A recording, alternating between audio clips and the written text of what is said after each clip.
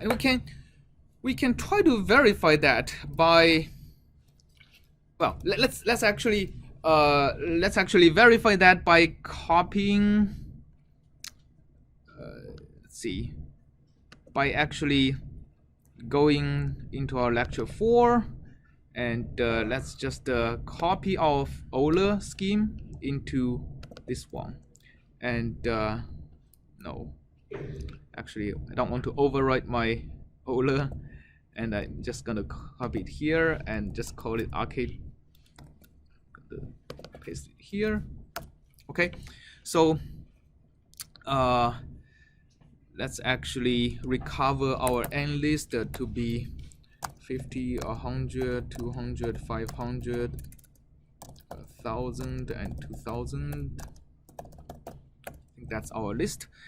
And let's just do apply steps. And so here what we have is, over every step we're going to be do things twice.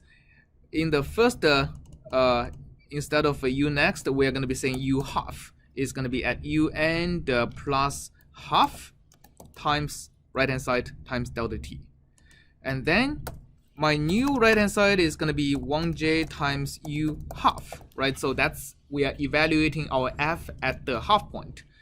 And our u next is going to be u end plus right hand side times delta t, right? So that's the application of the RK2 scheme. Agreed? Okay, now if we run it, and if we do the log plot of n list and result list,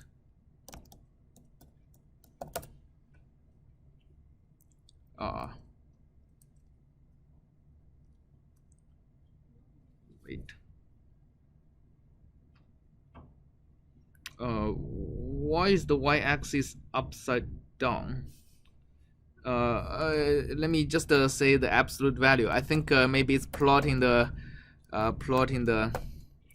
the complex numbers in a weird way. Okay, yeah, now it works, right? If you type grid, you see the second order convergence. So for every time the x-axis gets multiplied by a factor of 10, the y-axis gets diminished by a factor of 100. All right. This probably also means the scheme is zero stable, right? Otherwise, I wouldn't get this kind of convergence. But let's do this analysis anyway. So let's